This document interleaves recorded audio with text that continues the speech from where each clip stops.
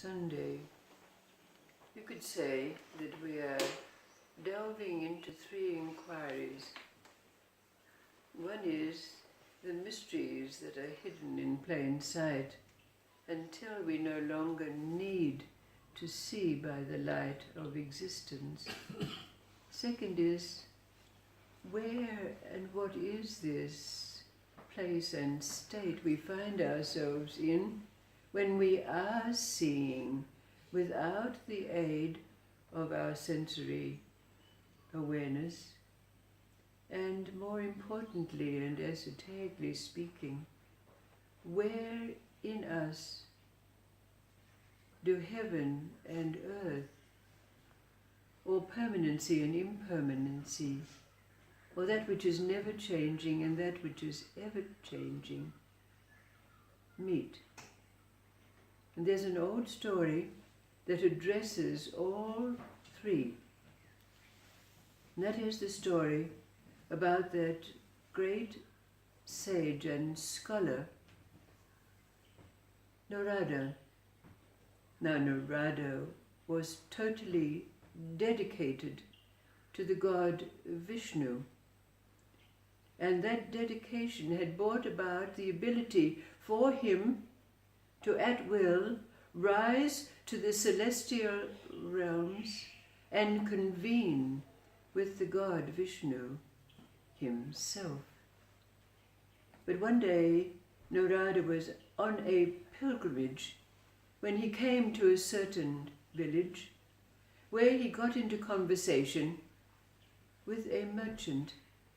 Now the merchant was a man of faith and dedication himself to sages and the like. So, seeing this in Narada, he invited him back to his house for a meal.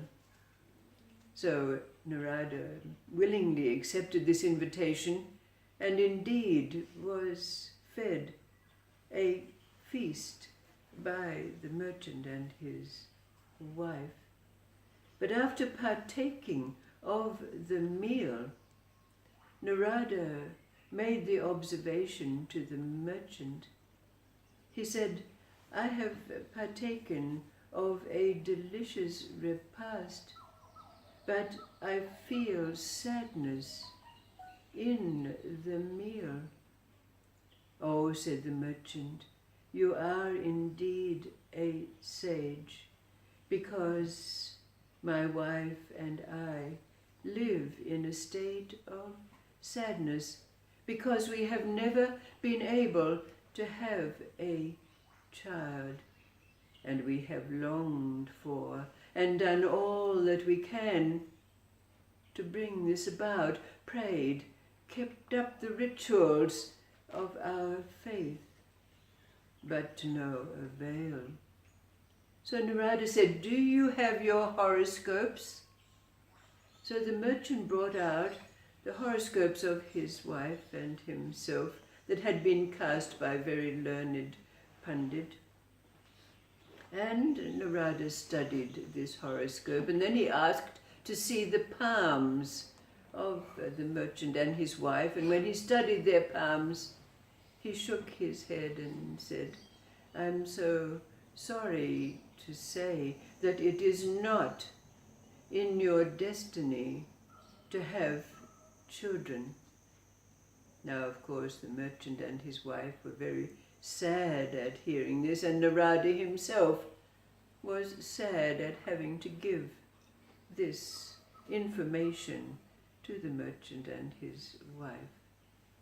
Now, after Narada took his leave, and on an occasion when he was sitting under a tree resting from the sun, he took himself by will to the celestial realms, where he met up with the God Vishnu himself and told the story of how he had visited this merchant and his wife, who were people of great faith and dedication, but they had no children, even though it was their longing to do so. Of Could you not intervene, said Narada? And Vishnu replied, Narada, my son, you know very well that the laws of karma are inviolable. It is not in the destiny of this couple to have children. Now, of course, Narada was very sad to hear that, but he knew exactly what Vishnu was saying, knowing well himself this inviolable law. But there was an occasion, some time later, when Narada was taking the same road as he had taken before, and again came to the village where he met the merchant, who seemed in a very happy state of mind, and again was invited back to the merchant's house. But when they came to the garden of that house, Narada saw 3 children playing in the yard, and he asked, "Whose children are these?" And the merchant said, "They are my children." Now, Narada was greatly surprised and shocked at this news. How could this be? And the merchant related that not long after Narada, his visit previously, an old hermit had come into town and declared, "Give me 1 loaf of bread for 1 child, 2 loaves for 2, and 3 loaves for 3. Now, related the merchant, even though we knew it was not in our fate to have children, we nevertheless invited the hermit for a meal, and indeed gave him the 3 loaves of bread, after which we begot our 3 children." Now Narada was greatly shocked at this. How could this be? So at the first opportunity, he took himself to the celestial realms to meet up again with the God Vishnu, and asked, "How can this be when the laws of karma and destiny are inviolable?" "Ah," said Vishnu, "when a Bhakta speaks, we, the gods, must obey." Now, Narada was greatly perplexed by this. So Vishnu said to him, "Don't think about this now," knowing what a great intellectual Narada was. He said, "Wait a while, let us go and wander the streets of the city for a while." And so they did. Narada and the god Vishnu wandered down the streets of a certain city, when suddenly Vishnu grabbed himself, fell down to the ground, crying in agony, oh, one of my devotees has given me something that is poisoned, and I need a liver immediately." Now Narada was greatly shocked, and he immediately ran off, and it was in the vicinity of a certain temple at the time of prayer. So he rushed into the temple and he said, "Please, the god Vishnu needs a liver. Who will give their liver?" But nobody took any notice. They were too busy chanting and waving their incense. So Narada hurried out and he went down by a stream. There were a group of fishermen fishing, and he said, "Please, please, Vishnu needs a liver. Is there anyone amongst you who will..." Oh, none of the fishermen said, "Well, go over and see him." And so there was an old hermit standing in the stream on one leg, his eyes closed, intoning and chanting. So Narada quickly went over to him and said, Vishnu is in need of a liver, otherwise he's going to die." The old hermit opened his eyes and said, "Come with me."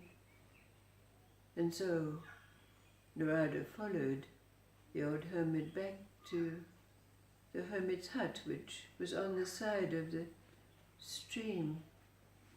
And when he followed the hermit into his hut, the hermit sat down in lotus position, and taking a knife, closing his eyes, he thrust it in his side and cut across, taking out the warm and blooded liver and handing it to Narada, saying, "Give this to Vishnu." The hermit closed his eyes and went into deep meditation as the blood flowed down his thighs. Narada hurried back to Vishnu to find him standing up, looking quite well, if you don't mind. And Narada handed the liver to Vishnu, stating that it had been given by a certain hermit. "Ah," said Vishnu, "now you have the answer to your question." That hermit was a great Bhakta, a great devotee of mind. And Vishnu said, "But Narada, you yourself have a liver. Why did you not offer what you have?" "Oh," said Narada, with great confusion, I did not think." But then Vishnu said, "No doubt, Narada, you are a great devotee of mine, but you are an intellectual. Your mind and intellect and the going between still remain. And as was said, when a Bhakta speaks, the gods must obey." That hermit is the same hermit who asked that the merchant be given his children. And before Narada's eyes, the great God Vishnu took on the visage, the persona, the being of the hermit.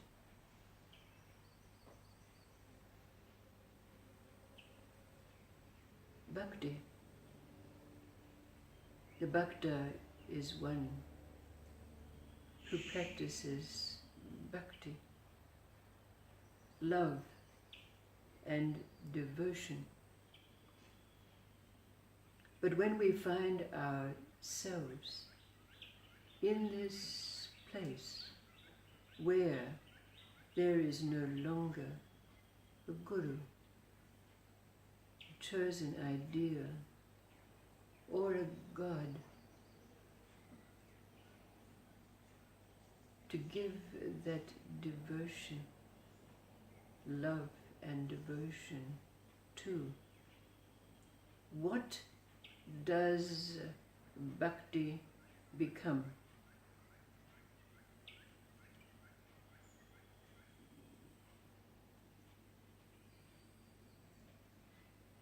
What is this meeting place between that which is never changing, permanent,